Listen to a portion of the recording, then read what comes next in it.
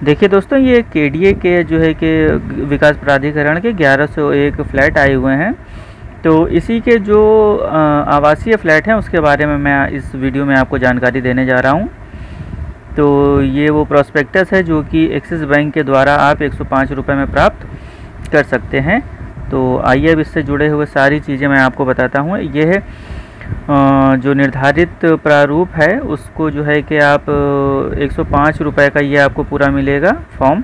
इसको ले करके इसमें सारी जो जानकारी वगैरह है आप उसको भर करके और जो भी जो पंजीकरण धनराशि है उसके साथ आप इसको जमा कर सकते हैं।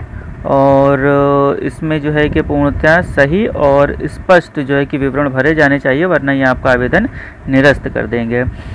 तो पात्रता की अगर हम बात करते हैं तो आवेदक भारतीय नागरिक होना चाहिए, 18 वर्ष से अधिक उम्र होनी चाहिए, उसके या उसके परिवार के आश्रितों के नाम पर उत्तर प्रदेश में कहीं पर भी मतलब भूखंड या फिर आवास से नहीं होने चाहिए।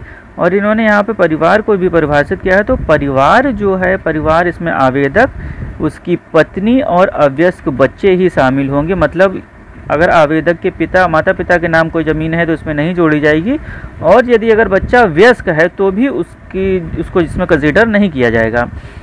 EWS श्रेणी के आवेदकों की वार्षिक आय 3 लाख रुपए से अधिक नहीं होनी चाहिए, और इसका आपको प्रमाण पत्र भी लगाना पड़ेगा। और आइए दोस्तों अब आगे बात करते हैं कि पंजीकरण धनराशि कितनी होगी।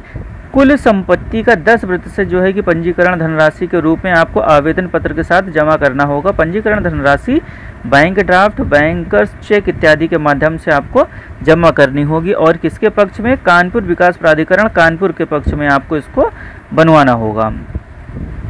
और आवेदन की प्रक्रिया जो होगी दोस्तों, वो आवंटन जो है कि वो मैनुअली होगा, जैसे कि नॉर्मल होता है। और आइए इसमें जो है कि कुछ श्रेणियों को जो है कि आरक्षण दिया गया है। तो इसमें कुछ आरक्षण में SC को 21%, ST को 2%, OBC को 27%, सांसद विधायक स्वतंत्रता सेनानियों को 5%, सरकारी सेवकों को 5%, और महापालिका के कर्मचारियों को 2%, और भूतपूर्व सैनिकों के आश्रितों को जो है कि इसमें 3% का दिया गया है। तो सामाजिक रूप से जो विकलांग है, जिनको दिव्यांग भी कहते हैं हम, 5%, और वृद्धजनों को 10% इसमें दिया गया है। और एक 3.3 में इसमें जो है दिया गया है कि अगर आपने कोई भी सूचना छुपाई या फिर आपने उसमें गलत जो है कि दी है तो आपका जो आवंटन है वो निरस्त कर दिया जाएगा और पंजीकरण धनराशि को आपकी जब्त कर लिया जाएगा। तो दोस्तों आइए अब लॉटरी प्रक्रिया की बात करते हैं कि आवंटन हेतु लॉटरी की सूचना समाचार पत्रों के माध्यम से दी जाएगी, और ड्रा से पहले सभी आवेदकों की सूची जो है वेबसाइट kdindia.co.in पर प्रकाशित की जाएगी। भुगतान प्रक्रिया की अगर बात करें तो सभी श्रेणियों के आवंटियों की कुल संपत्ति मूल्य का 25% की अवशेष धनराशि पंजीकरण धनराशि को समायोजन के उपरांत, मतलब कि जो आप 10% फॉर्म के साथ जमा कर चुके हैं उसके अलावा आपको 15% और देना होगा। इस तरीके से ये 25% टोटल बन जाएगी, और ये आपको आवंटन पत्र निर्गत होने के 30 दिनों के अंदर ही जमा करना होगा। आइए अब हम लोग आगे बढ़ते हैं। तो अब इसमें छूट क्या है? अगर आप शेष 75% का भुगतान 90 दिनों के अंदर कर देते हैं तो आपको 5% की छूट दी जाएगी। अच्छा दोस्तों, अब आइए एक अगर इन केस अगर आप जो है कि नहीं दे पाते हैं, आप 3 महीने में जो है कि बकाया नहीं दे पाते हैं, तब क्या होगा? तब आप भूखंड का जो भी शेष 75% है उसको 36 मासिक किस्तों में 10% ब्याज के साथ आपको देना होगा। और अगर आप दुर्भाग्यवश नहीं दे पाते हैं तब क्या होगा? तब 3% आपको इसमें जो है कि फाइन भरना होगा।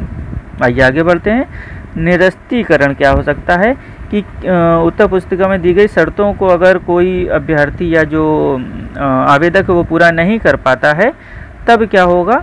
तब आपकी जो वो है वो उसको निरस्त कर दिया जाएगा, और 20% कटौती के बाद जो आपकी जो धनराशि है जो आपने जमा की थी वो आपको वापस की जाएगी। लेकिन अगर आप लॉटरी से पूर्व ही चाहते हैं कि भाई हम नहीं इसको जो है कि लेना चाहते हैं, तब आपकी जो धनराशि है वो बिना किसी कटौती की पूरी आपको वापस कर दी जाएगी। आइए अब आगे देखते हैं। ठीक है, इसमें ऐसा कुछ नहीं है जो कि बताया जा सके। हाँ, उसके बाद निबंधन की जो हम बात करते हैं तो भूखंड के आवंटियों की संपत्ति का कुल देय मूल्य जमा होने के पश्चात 12% फ्री होल्ड शुल्क एवं विविध व्यय जमा कर निर्धारित मूल्य के स्टाम्प पेपर पर आपको जो है कि फ्री होल्ड निबंधन किया जाएगा। और जो भी इसमें जो खर्चा आएगा, स्टाम्प मूल, रजिस्ट्री फीस आवंटी को ही वहन करने होंगे और रजिस्ट्री विलेख के निष्पादन के बाद आपको कब्जा दे दिया जाएगा। उसके बाद कुछ नियम एवं शर्तें भी इसमें दी गई हैं कि पहली शर्त है कि पंजीकरण पुस्तिका में दर्शाए गए भूखंडों के आकार में परिवर्तन एवं परिवर्तन हो सकता है जो आवंटी को मान्य होगा। मतलब ये है अपनी निर्धारित जो रूपरेखा है उससे बड़ा या छोटा हो सकता है, उसी आधार पे आपके पैसे को भी एडजस्ट किया जाएगा। अगर जो आपका भूखंड है वो अगर कॉर्नर का है तो 10% अतिरिक्त आपसे पैसा लिया जाएगा। और भूखंड के कब्जे में निसारी, और इसमें ऐसा कुछ भी नहीं दोस्तों जो कि आपको समझाया जा सके। आइए आगे देखते हैं। अच्छा जी, यदि साइड प्लांट का वही मैंने जो आपसे बताया कि अगर बढ़ा हुआ है तो थोड़ा बहुत इसमें घटा बढ़ी हो सकती है, और ऐसा इसमें कुछ भी नहीं है दोस्तों कि अब आपको बताया जैसे। आइए आगे देखते हैं। सबसे महत्वपूर्ण जो है वो ये है कि कितनी और किन किन जगहों पर है। तो देखिए, पनकी भावपुर, रतनपुर विस्तार योजना पार्ट 1 पार्ट 2, पनकी गंगागन फेस 1, शताब्दी नगर फेस 1 से लेकर के फेस 4 और रामगंगा इनक्लेव। ठीक है दोस्तों, EWS श्रेणियों की जो है उसमें 3 लाख रुपए वार्षिक से अधिक की आपकी आय नहीं होनी चाहिए। और जो क्षेत्रफल है इसका वो 30 वर्ग मीटर है। ठीक है, 30 वर्ग मीटर का मतलब कि लंबाई मान लीजिए 6 और चौड़ाई मान लीजिए 5। ठीक है, इतने मीटर के जो है कि होंगे आपकी लंबाई चौड़ाई में। और जो कुछ लोग इस गलतफहमी में हैं कि 1,05,000 जो आप ये 500 रुपये जो आप ये भुगतान कर रहे हैं पंजीकरण के, वो इसका मूल्य है। दोस्तों ये उसका मूल्य नहीं है, ये उस मूल्य का केवल 10% है। मतलब कि ये जो पड़ेगी आपको भूखंड वो आपको लगभग 10,05,000 रुपये का पड़ेगा 30 वर्ग मीटर का, और 27 वर्ग मीटर का 9,04,500 रुपये का तो पड़ेगा। और उसके ऊपर भी आपको जो है कि अगर आप इसको किस्तों में भुगतान करते हैं तो आपका 10% एडिशनल वो पड़ेगा, और 12% जो भी आपका निबंधन का शुल्क होगा वो भी आपको इसमें दे होगा।